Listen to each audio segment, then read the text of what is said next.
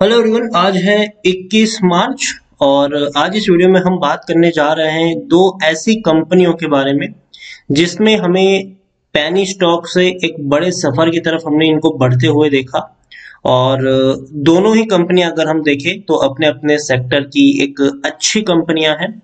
शुरुआत करते हैं हम ट्राइडेंट से। पहली कंपनी है ट्राइडेंट और दूसरी है आलोक इंडस्ट्रीज। और दोनों ही कंपनियां में अगर हम देखने जाए तो एक फंडामेंटली स्ट्रांग कंपनी है ट्राइडेंट, अगर हम बात करने जाए तो फंडामेंटली स्ट्रांग है, और दूसरी अगर हम आलोक की बात करें तो फंडामेंटली ये वीक कंपनी है, लेकिन फिर भी रिलायंस इंडस्ट्रीज का बैकबोन है इनके पास।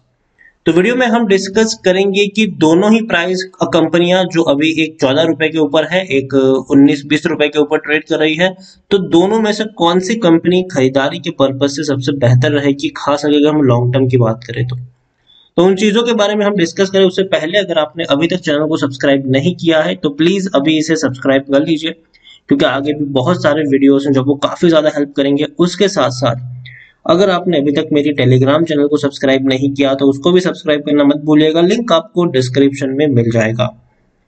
तो शुरुआत करते हैं हम ट्राइडेंट से। देखिए, 14 रुपए का ये शेयर है और पिछले एक महीने में अगर हम देखें तो 3.5% का हमें यहाँ पर ग्रोथ देखने को मिला है। अब देखिए, 13 रुपए से उठ के शेयर तकरीबन 16 रुपए तक पहुंचने की कगार पे था, लेकिन उसके बाद हमें गिरावट देखने को मिली और अब धीरे धीरे ऊपर उठने की कोशिश कर रहा है शेयर। एक साल में अगर हम देखें तो एक 290% का हमें यहाँ पर ग्रोथ देखने को मिला है। 3 रुपए का शेयर ये था, आप देखिए बड़ी तेजी आई, उसके बाद लंबे समय तक ये सुस्त हालत में रहा, एक ही प्राइस रेंज में अटका रहा, फिर से एक बड़ी रैली दिखाई, फिर लंबे समय तक ये शेयर सोता रहा, फिर तेजी आई, हल्के से गिरावट आई, फिर इतनी बड़ी रैली आई कि शेयर 16 रुपए तक पहुंच गया। और जब तक ये शेयर 12-13 रुपए से नीचे ट्रेड कर रहा था, कोई बड़े टीवी चैनल्स या कोई बड़े एनालिस्ट इसके बारे में बात तक नहीं करते थे। लेकिन जैसे ही इसने बड़ी छलांग लगा के 16 रुपए तक की पहुंचना शुरू हो गया, तब बड़े बड़े एनालिस्ट की इसके ऊपर नजर पड़ी और बड़े बड़े टीवी चैनल्स पर ट्राइडेंट के बारे में भी बात होने लगी। और उसके बाद अगर हम देखें तो ये शेयर अब वापस अपने पुराने पैटर्न की तरफ बढ़ता हुआ नजर आया। अब देखिए, एक बड़ी तेजी के बाद एक लंबे समय के लिए सोता है, फिर से तेजी आती है, फिर सोता है। तो अभी वही हुआ, 16 रुपए तक पहुंचा, अब वापस से ये सोना शुरू कर दिया इसने, कुंभकर्ण की नींद में चला गया है ये। और एक दिन आएगा, मतलब कुछ वक्त बाद दोबारा से आपको एक बड़ी रैली देखने को मिलेगी, फिर वापस से ये एक लंबी अनिद्रा में सोने के लिए चला जाएगा।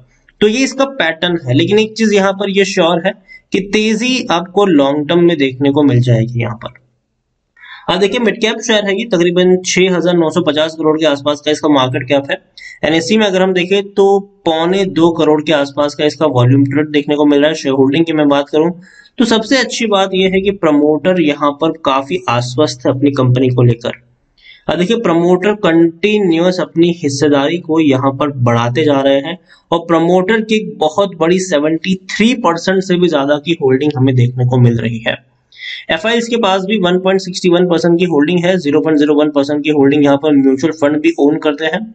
और तो और अगर हम देखें तो डिविडेंड पेइंग शेयर है ये, छोटा शेयर जरूर है लेकिन डिविडेंड पेइंग शेयर है। पर शेयर आपको 18 पैसे डिविडेंड के तौर पर मिल रहे हैं। ट्राइडेंट अगर हम देखने जाए तो टेक्निकल रेटिंग अभी भी शानदार है, यहाँ पर तेजी के संकेत है, यहाँ से और ऊपर तक शेयर जा सकता है। According to Moneycontrol user कोई भी आपको यहाँ पर बेचने की सलाह नहीं देगा। 71% लोग खरीदने की सलाह दे रहे हैं, 29% लोग होल्ड करने की बात कर रहे हैं। बेचने की बात यहाँ पर कोई नहीं करेगा, हर कोई यही कहेगा कि भाई साहब खरीदारी करो और लॉन्ग टर्म के लिए करो। एक बड़ी रैली आएगी, कुछ वक्त के लिए शेयर आपको, एक लंबे वक्त के लिए शायद आपको शेयर एक ही प्राइस रेंज में फंसता हुआ नजर आएगा, लेकिन दोबारा से एक बड़ी रैली यहाँ पर जरूर आएगी, ये तय है। यहाँ पर एक और चीज आप देखेंगे तो अच्छे रेवेन्यूज हैं इनके। आप देखिए, धीरे धीरे इनके जो रेवेन्यू है वो 1,300 करोड़ तक पहुंच चुके हैं दिसंबर क्वार्टर के। और कंपनी ने अपना विजन 2025 भी लॉन्च किया था, जिसमें उन्होंने बताया था कि इनका विजन जो है 2025 तक ये है कि भाई साहब वो 25,000 करोड़ रुपए के इनके रेवेन्यूज तक पहुंचने का टारगेट है इनका। तो कंपनी का विजन दमदार है और ऐसा नहीं कि कंपनी ने सिर्फ विजन तय कर दिया, उसके लिए कोई काम नहीं किया, जी नहीं। कंपनी ने 6 नए शोरूम्स खोले हुए हैं ऑलरेडी 6 शोरूम्स थे इनके इंडिया में पहले से ही, और 6 नए शोरूम्स इन्होंने ओपन किए हैं पिछले साल की शुरुआत में ही, सॉरी पिछले साल की एंड में 6 नए शोरूम्स इन्होंने खोले हुए हैं। मतलब टोटल 12 शोरूम्स हो चुके हैं इनके इंडिया में, और धीरे धीरे अपनी जो प्रोडक्शन की कैपेसिटी है उसको ये बढ़ा रहे हैं। और कंपनी की अगर हम एक और चीज अगर हम देखें तो प्रॉफिट्स भी आप देखेंगे तो बढ़िया है। 100 करोड़ से ऊपर के प्रॉफिट्स पिछले 2 क्वार्टर में आए हैं, और आने वाले क्वार्टर्स में और बड़े प्रॉफिट्स देखने को मिल सकते हैं, क्योंकि कंपनी ने अपने एक्सपांशन पे काफी ज्यादा फोकस किया है। जैसे कि मैंने आपको अभी बताया कि 6 नए शोरूम्स इन्होंने खोले हैं। इसके अलावा ऑनलाइन से भी इनका काफी ज्यादा काम चलता है, अमेजोन से लेकर फ्लिपकार्ट इनके क्लाइंट है। यहाँ पर आप देखिए ये इनकी वेबसाइट है। कंपनी कोई छोटी कंपनी नहीं है, 100 से भी ज्यादा देशों में काम करती है, $1 बिलियन से भी ज्यादा का इनका रेवेन्यू है, 13,500 से भी ज्यादा इनके एम्प्लॉइज हैं। और अभी जब इस महीने की शुरुआत में ही एक खबर आई थी कि कंपनी के जो 14,000 एम्प्लॉइज है और उनके जितने भी फैमिली मेंबर्स हैं उन सबको फ्री में वैक्सीनेट किया जाएगा कंपनी की तरफ से। तो ये भी एक अच्छी बात है, कंपनी अपने एम्प्लॉयज पे काफी ज्यादा ध्यान दे रही है, अपने एम्प्लॉयज को काफी ज्यादा फैसिलिटी प्रोवाइड करवा रही है। उसके अलावा ESOP प्रोग्राम के द्वारा एम्प्लॉयज को 200 करोड़ रुपए तक बांटे जाने की बातचीत भी पिछले कुछ दिनों पहले हमने डिस्कस भी की थी। तो एम्प्लॉयज पे कंपनी काफी ज्यादा फोकस कर रही है। कंपनी के बिजनेस अगर आप देखें तो भाई साहब होम टेक्सटाइल है, रेन है, पेपर है, केमिकल है, एनर्जी है, कई सारे इनके बिजनेस देखने को मिल जाते हैं। और कंपनी अपने सेक्टर की लीडिंग कंपनी बनने का दमखम रखती है। कई सारे अवार्ड्स इस कंपनी के पास है। फंडामेंटली अगर हम देखा जाए तो ट्राइडेंट एक काफी बढ़िया कंपनी है और यहाँ पर आप बने रह सकते हैं। और मैंने हमेशा कहा है कि जब भी आप यहाँ पर खरीदारी करिए आप लॉन्ग टर्म का प्लान लेके चलिए। दूसरी है आलोक इंडस्ट्रीज, 20 रुपए से भी कम प्राइस पर शेयर ट्रेड कर रहा है। एक महीने में अगर हम देखें तो आलोक इंडस्ट्रीज के शेयर में कोई ज्यादा ग्रोथ हमें देखने को मिली नहीं है। एक बड़ी रैली आई जरूर थी, 19 रुपए से उठ के 22 रुपए तक शेयर पहुंचा जरूर, लेकिन उसके बाद कंटिन्यूअस दोबारा गिरावट ही देखने को मिली। एक साल में अगर हम देखेंगे तो पिछले एक साल में 240% का ग्रोथ है। लेकिन प्राइस चार्ट अगर आप देखने की कोशिश करें दोनों का ही, तो देखिए एक सबसे पहले मैं आपको इनके एक महीने का कंपैरिजन दिखाऊं तो एक महीने में आलोक इंडस्ट्रीज में कुछ खासा फर्क नहीं पड़ा है, जबकि ट्राइडेंट में अगर हम देखें तो 3.5% का ग्रोथ है। एक साल की अगर हम बात करें तो जहां ट्राइडेंट में 290% का ग्रोथ है, वहीं पर आलोक इंडस्ट्रीज में पिछले एक साल में 240% का ग्रोथ है। लेकिन प्राइस चार्ट काफी इंपॉर्टेंट है। अब देखिए जहां ट्राइडेंट आपको कंटिन्यूअस ऊपर की तरफ बढ़ता हुआ नजर आ रहा है, वहीं आलोक में क्या हुआ था कि ये भी 3 रुपए का था। एक सडन तेजी आती थी, कोरोना काल में एक बड़ी तेजी आई थी, शेयर 60 रुपए के करीब पहुंचा था। और ये उसका रीजन भी ये था कि उस टाइम इन्होंने पीपी किट बनाना शुरू किया था और एक पॉजिटिव सेंटीमेंट के तौर पर वो चीज काम करी थी और शेयर एकदम से दौड़ना शुरू कर गया। लेकिन उसके बाद हम सब जानते हैं कि जब 3 रुपए का शेयर 60 रुपए तक पहुंचेगा तो भाई साहब प्रॉफिट बुकिंग तो आएगी, और वही हुआ, शेयर टूटना शुरू हो गया, वापस तेजी आई, वापस गिरावट आई। तो आप देखिए यहां से एक तेजी आई, उसके बाद शेयर टूट ही रहा है। तो ये पैटर्न है आलोक का। जबकि ट्राइडेंट में आप देखेंगे तो एक पॉजिटिव पैटर्न है, वो है ऊपर जाने का।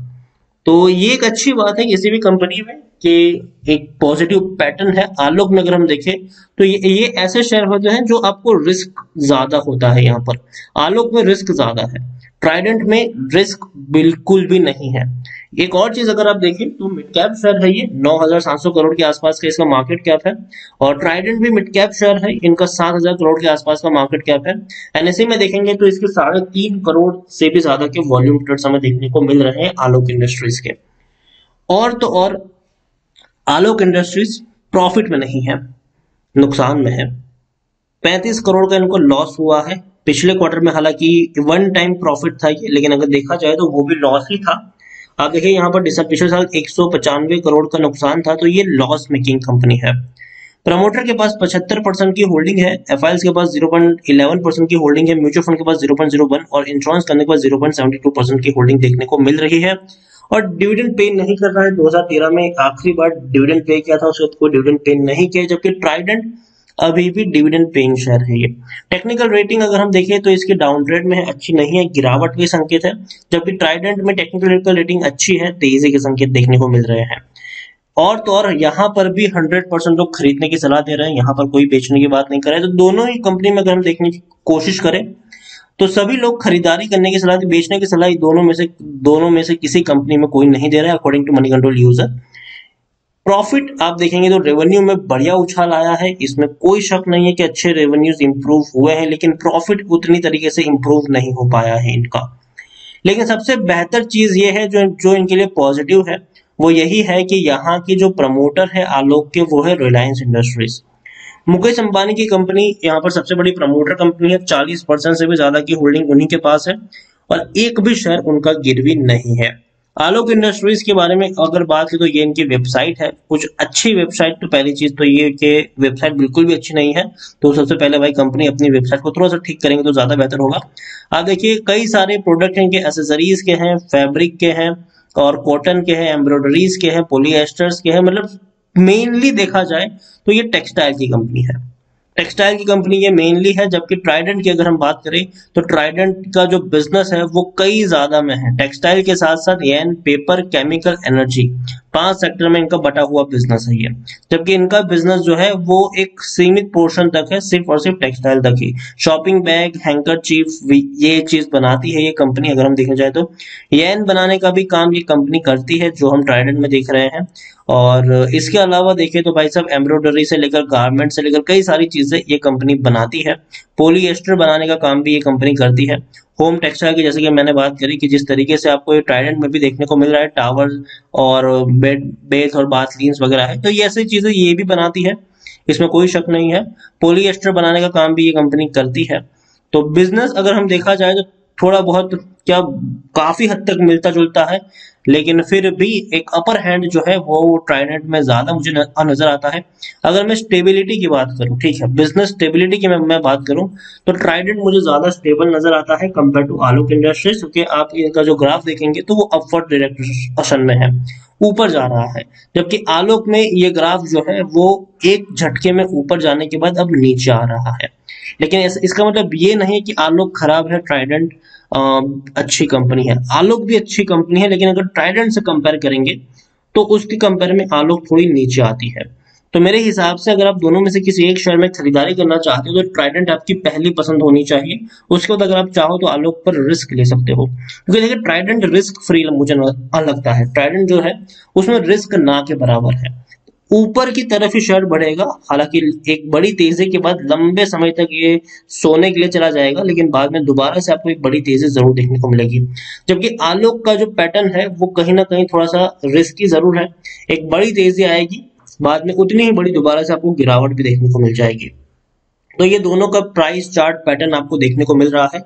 आलोक के लिए सबसे बेहतर चीज ये है कि भाई साहब इनके पास रिलायंस इंडस्ट्रीज का बैकबोन है, तो ये एक पॉजिटिव चीज है इनके लिए। जबकि ट्राइडेंट के लिए भी अच्छी चीज ये है कि भाई साहब ये फंडामेंटली स्ट्रांग है।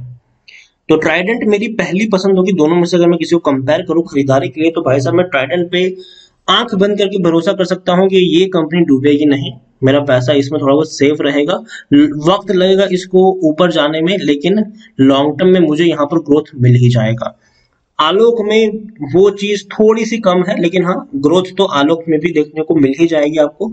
तो ओवरऑल जो दोनों में से किसी एक कंपनी को अगर मुझे चुनना पड़े तो मैं ट्राइडेंट पर भरोसा ज्यादा करूंगा। आलोक भी मुझे पसंद है, लेकिन फिर भी ट्राइडेंट मेरी लिस्ट में पहले नंबर पे होगा। उसके बाद मैं आलोक की तरफ जाना पसंद करूंगा और आलोक पे मैं हल्का सा निवेश करूंगा, छोटा सा निवेश करूंगा, ताकि अगर टूट भी जाए तो मुझे ज्यादा नुकसान ना हो। जबकि ट्राइडेंट पे मैं उतना ज्यादा डर नहीं सकता हूं, मुझे एटलीस्ट ये है कि हाँ इसमें ग्रोथ आ ही जाएगी। तो दोनों में से मेरी पसंद जो है वो ट्राइडेंट है और फंडामेंटली स्ट्रांग भी है। भले ही बड़ा नाम इसके साथ नहीं जुड़ा है, लेकिन फिर भी कंपनी फंडामेंटली स्ट्रांग नजर आ रही है। तो वीडियो को यहीं पे एंड करूंगा। अगर आपको वीडियो पसंद आया हो तो प्लीज लाइक कर, शेयर कर, चैनल पर अगर पहली बार आए तो प्लीज सब्सक्राइब करें। और ट्राइडेंट और आलोक इंडस्ट्रीज दोनों में से आपको कौन सा शेयर पसंद है वो भी आप मुझे कमेंट में लिखकर बता सकते हैं। Thank you.